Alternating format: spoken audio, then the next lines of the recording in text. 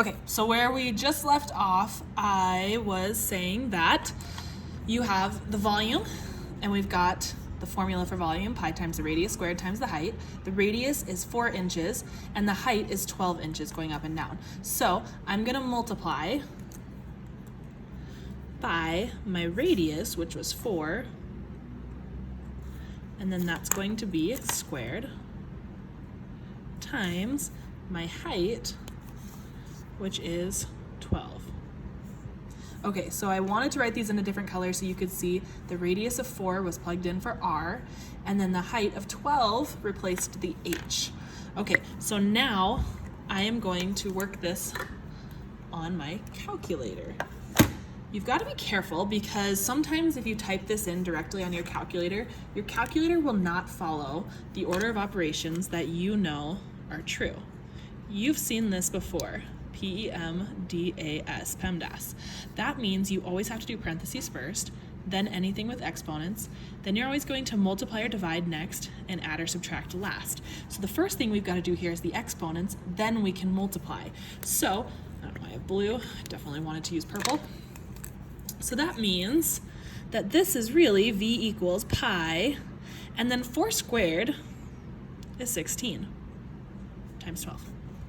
Okay, and sometimes then you'll see that they'll multiply 16 times 12, and when I multiply 16 times 12, I get 192. So sometimes they'll call it exact form. They will say 16 times 12 is 192, and you're still multiplying by pi. That's one way to give the exact form of the answer, because when you multiply these together, it's exactly the correct answer. So the reason it's called exact form, though, is because now when I take that 192 and I multiply by pi, do you see how I get 603.1857895? That's a really long answer because I multiplied by an irrational number. Because pi goes on forever, this answer is going to go on forever. It's irrational. So I'm going to round to the nearest tenth. So 603 point, and that 1 is followed by an 8. The 8 is going to make the 1 round up to a 2. So my answer, V, the volume, is approximately 603.2. And then this was a word problem. It had labels, so I'm going to call this inches. But remember, this is volume. Volume is how much water fits in that thing. How many little cubes of space could fit in there? So this is inches cubed. That would be my answer for this volume problem. Okay, let's look at problem number 2. On problem number 2, it is also a cylinder. So on this cylinder, I'm going to do the first thing that Ms. Johnson said I have to write every time. I'm going to write down the formula. V equals pi times the radius squared times the height. So what was the radius on this problem and what was the height? Now, the radius, you might be tempted to say, is 16 yards. That's wrong. Look back. Radius is not the distance across the whole thing. That's called the diameter. So how do you find the radius if the diameter was 16 yards? So I'm going to do 16, and I'm going to take half of that. What's half of 16? Well, it's 8 yards. So from here to here, it would be half of 16, which means that distance is 8 yards. And then the height of this thing is also 8 yards. All right, so if I've got the radius is 8 yards and the height is 8 yards, I'm going to put those into my formula. V equals pi times the radius squared, which means 8 squared, times the height, which is also 8. Okay, so when I do 8 squared, I get 64. So V equals pi times 64 times 8. It's a weird looking 8. When I do 64 times 8, I get 512.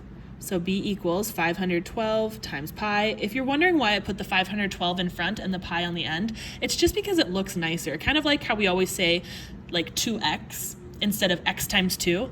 It looks nicer to say 512 times pi rather than pi times 512.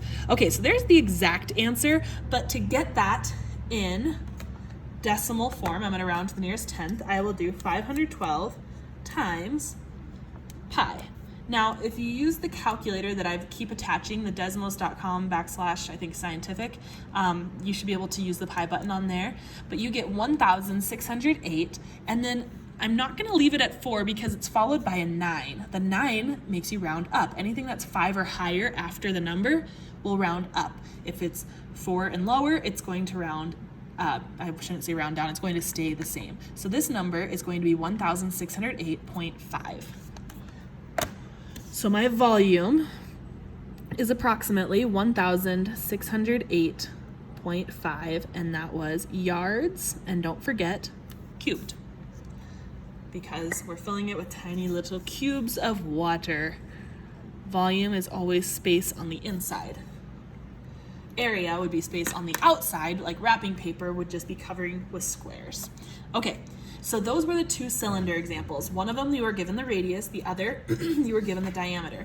Our next example is a cone. That is going to be the second shape. So we are going to start by writing down the cone volume formula. So I've got V equals 1/3 times pi times the radius squared times the height. Now on this shape, I can see that the radius is 2 and the height is 9. So that is V equals 1/3 times pi times 2 squared times 9. All right, so I know that 2 squared is 4. V equals 1/3 times pi times 4 times 9, and then I'm going to multiply the 3 regular numbers. So that means I'm going to multiply actually from here I can just multiply everything together. I can do 1/3 times pi times 4 times 9, and I'm going to round to the nearest tenth. That would be 37 point, and then the number 6 is followed by the number 9, which means it's going to round up to a 0.7. So 37.7. V is approximately 37.7 centimeters cubed. You'll notice I didn't put it in exact form. I just did this one directly to the rounded form. Okay, I don't think on the homework I ever ask you to do it in exact form. I just asked for the rounded form for each of your answers on tonight's homework. Okay, let's look at number 4. Number 4 is also a cone. So we'll begin by writing down the volume formula for a cone. V equals 1/3 times pi times the radius squared times the height. All right, and then on this one, that is not a radius. What is that thing? It's a diameter. So if the radius goes halfway across that distance and the diameter was all the way with 20 miles, it's a really large cone. That's actually a terrifyingly large cone. What would be the distance halfway across? Well, 10 miles. Half of that 20 is 10. So my radius will be 10. 1/3 times pi times 10 squared times the height of 20. Okay, so V equals 1/3 times pi times, and then 10 squared is 100 times 20. Now I'm going to multiply those numbers together and we'll round to the nearest hundredth. Or not hundredth, I think we said tenth. So I'll start with 1/3 times pi times 100 times 20. And I get my volume is approximately, and remember approximately is our little squiggly equals, 2,094. And then instead of 0.3, that 3 is followed by a 9, so I'm going to round it up to 0.4. And that is miles. So we are going to say miles cubed. Awesome, there's our ginormous ice cream cone. Okay, so we've done 2 cylinder examples and we've done 2 cone examples. Now we're gonna try some spheres. Okay, so I'll remember the formula for a sphere, for finding the volume of a sphere. Up here, V equals 4/3 times pi times the radius cubed. So that's gonna be the formula that I write down before I do these problems on the bottom. So let's write that down on problem number 5.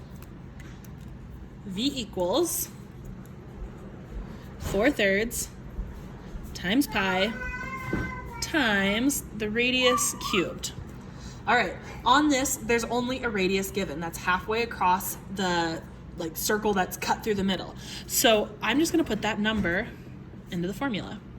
4/3 times pi times 2.9 cubed. All right, I don't know what 2.9 cubed is, so let's figure that out. 2.9 to the third power is 24.389. So this is V equals 4/3 times pi times 20, I just said 20 and I wrote a 4. 24.389. And you can put that in parentheses if you don't like seeing so many dots. That's fine, parentheses just mean multiplying. Okay, so when I do 4/3 times pi times 24.389, I get approximately 102, and then instead of 0.1, do you see how the 1 is followed by a 6? The 6 makes the 1 round up. That's going to be 102.2. So my volume is approximately 102.2 yards cubed. All right, one more volume problem.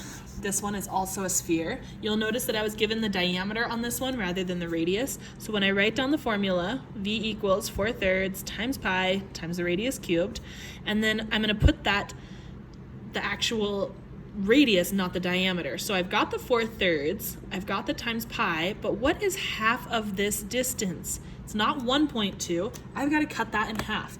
So I'm going to do 1.2 divided in half, and I get 0.6.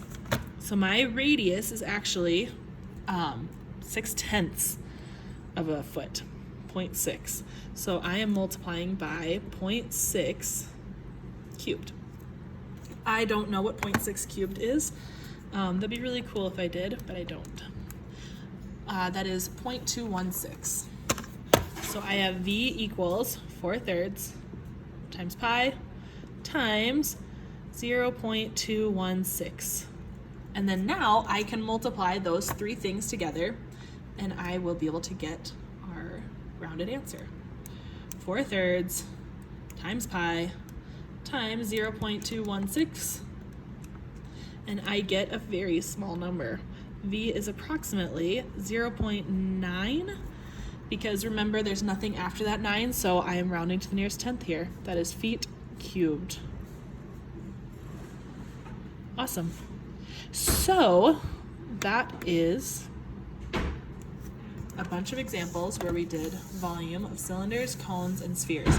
Tonight's homework, you are going to do problems like this, so make sure that you have these three formulas ready, okay? You need these formulas and you need to use them to find the answers. There's a lot of places to mess up in here, so show your work. If you are not showing this work, I will not be surprised if you get some of these wrong. All right, we will talk to you later, 8th graders.